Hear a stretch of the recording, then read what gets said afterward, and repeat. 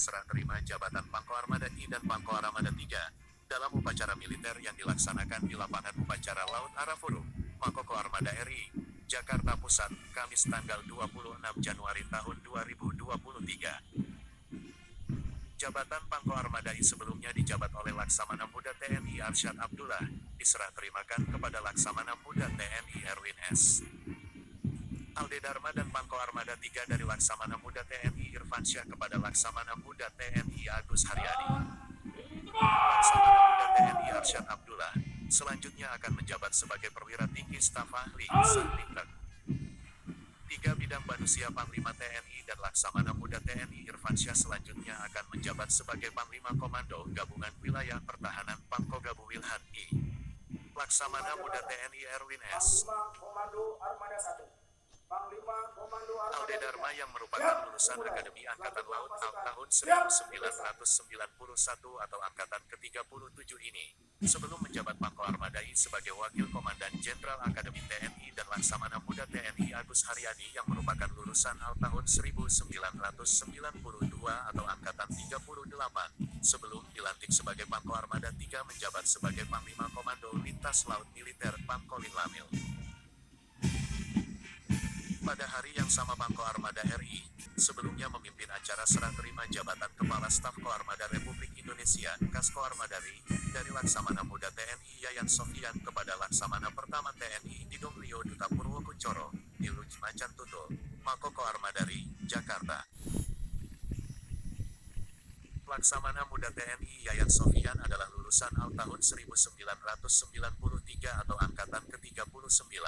Telah dilantik sebagai Panglima Komando Lintas Laut Militer Pangkolin Lamil, menggantikan Laksamana Muda TNI Agus Haryadi yang akan menjabat sebagai Panglima Komando Armada Pangko Armada III. Sedangkan Laksamana Pertama TNI Didong Rio Duta Purwokuncoro yang juga lulusan tahun 1993, akan menjabat Kasko Armada RI yang sebelumnya menjabat sebagai Kepala Pusat Pengkajian Maritim Sekolah Staf dan Komando TNI Angkatan Laut Kapustian Marseskoal. Tugas Koarmadari sebagai Kotama Operasi yaitu menyelenggarakan operasi pertahanan keamanan matra laut sesuai dengan kebijakan Panglima TNI dan sebagai Kotama Pembinaan bertugas membina kesiapan operasional atas segenap jajaran komandonya yang berkedudukan di bawah dan bertanggung jawab kepada Kasal. Dalam melaksanakan tugas dan fungsinya tersebut, Komando Armada I membawahi 3 koarmada bernomor yaitu Komando Armada I berkedudukan di Kepulauan Riau, Komando Armada II berkedudukan di Surabaya, dan Komando Armada I berkedudukan di Terima kasih. Dan peserta upacara yang saya hormati, serah terima jabatan di lingkungan TNI Angkatan Laut pada dasarnya merupakan suatu proses dan sekaligus dinamika organisasi yang senantiasa terjadi. Kegiatan Sertijab ini terkait erat dengan proses pembinaan personil, proses regenerasi yang dilaksanakan secara berkelanjutan dengan tujuan agar dari waktu ke waktu kinerja organisasi semakin baik dan dapat menunjukkan eksistensi organisasi sesuai tugas, sesuai peran, kewenangan, dan juga beban tanggung jawab yang diberikan. Dan seperti kita ketahui bersama bahwa sesuai Perpres 66 tahun 2019, Koarmada 1, Koarmada 2, dan Koarmada 3 merupakan Kolaktama atau Komando Pelaksana Utama Koarmada RI dalam hal pembinaan kekuatan dan sekaligus dalam pelaksanaan proyeksi atau gelar operasi unsur-unsur di jajarannya. Saya ucapkan selamat kepada Laksamana Muda TNI Erwin Selamat Alde Dharma SEMM MSc sebagai Panglima Koarmada 1 dan Laksamana Muda TNI Agus Haryadi MHan sebagai Panglima Koarmada 3. Saya yakin dengan latar belakang penugasan, pengalaman kerja, bekal kompetensi, Laksamana Muda akan dapat menjalankan tugas dan tanggung jawab dengan baik. Teruskan program yang sudah direncanakan dan dirintis oleh pejabat lama. TNI Angkatan Laut, Sabta Marga dan Sumpah Prajurit, serta tingkatkan soliditas dan sinergitas baik internal TNI AL dengan TNI Angkatan Darat dan Angkatan Udara, dengan Polri, dengan pemerintah daerah maupun dengan instansi lain.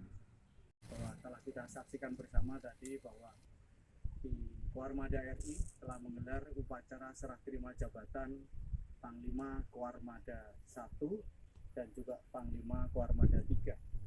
Ini merupakan wujud bahwa di Koarmada RI ini dinamika organisasi dan juga proses pembinaan personil berjalan sesuai dengan arahan pemimpin yang ada di Mabesal, sehingga pada hari ini kita laksanakan serah terima jabatan. Dan ini merupakan wujud bahwa Koarmada 1 proses tour of area, tour of duty juga berjalan, demikian juga di Koarmada 3. Tentunya saya sebagai Panglima Koarmada RI bangga atas prestasi yang sudah ditunjukkan oleh Panglima Koarmada 1 dan juga Panglima Koarmada 3, dengan harapan apa yang sudah diprogramkan, apa yang sudah dirintis, apa yang sudah dilaksanakan selama ini dalam merespon dinamika di wilayah kerjanya itu sudah tepat untuk ditindaklanjuti oleh pejabat baru, yaitu Pak Erwin maupun Pak Agus Haryadi sebagai Panglima Koarmada 1 dan Panglima Koarmada 3. Saya di sini di Mako Koarmada RI akan mensupport sepenuhnya baik dalam konteks pembinaan maupun dalam konteks proyeksi operasi sesuai yang dituntut oleh Mabes TNI maupun Mabes Angkatan. Saya kira itu saja yang perlu saya sampaikan. Silakan kalau ada hal-hal yang perlu ditanyakan. Gelar kekuatan TNI Angkatan Laut khususnya Armada RI kita sudah dibagi di Armada 1, 2, dan 3. Demikian juga dengan kekuatan alutsistanya. Tentunya pimpinan punya pertimbangan dalam menempatkan berapa jumlah dan jenis unsur di Koarmada 1, Koarmada 2, dan Koarmada 3. Salah satunya adalah pertimbangan dalam aspek sejauh mana wilayah itu untuk mendukung atau mampu mendukung dalam hal perawatan atau konteks kemampuan wilayah dalam memberikan support dalam hal pembinaan, perawatan, dan juga pemeliharaan. Ada proyeksi untuk ke sana untuk memperkuat Armada 3. Namun selama ini kita cover proyeksi operasinya dengan membekalkan dari Armada 2. Dan rapat bersama untuk memperkuat bagaimana pengamanan di wilayah yang berbatasan antara Indonesia dengan Filipina, begitu juga dengan Indonesia dengan Singapura maupun Indonesia dengan Malaysia. Saya kira itu yang kita laksanakan selama ini, termasuk di Laut Natuna Utara juga kita siagakan KRI maupun Pesut untuk mengamankan perairan jurisdiksi yang menjadi tanggung jawab Angkatan Laut dalam hal penegakan kedaulatan dan penegakan hukum di laut, termasuk tadi dalam penyelundupan. Itu kita bekerja sama dengan 13 stakeholder yang memiliki kewenangan di laut. Dan ada 13 stakeholder tersebut, 6 memiliki sarana patroli, sehingga kita berkoordinasi dan bekerja sama dalam hal mencegah pelanggaran atau mungkin pelanggaran hukum di laut, sehingga tidak hanya dengan Polri, dengan Bea Cukai, dengan instansi lain yang ada di laut, kita tentunya sudah melaksanakan koordinasi dan patroli bersama. Itu sehingga kita harapkan kerawanan-kerawanan tertentu di wilayah tertentu itu bisa kita atasi bersama, termasuk di perairan di utara Papua maupun utara.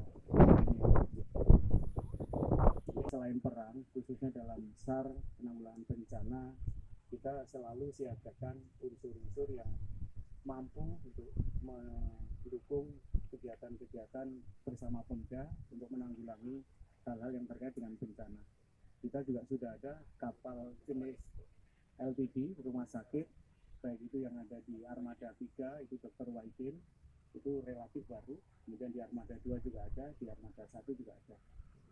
Saya kira itu yang untuk kegiatan yang military operational available atau mungkin istilah kita apa, operasi militer selain perang.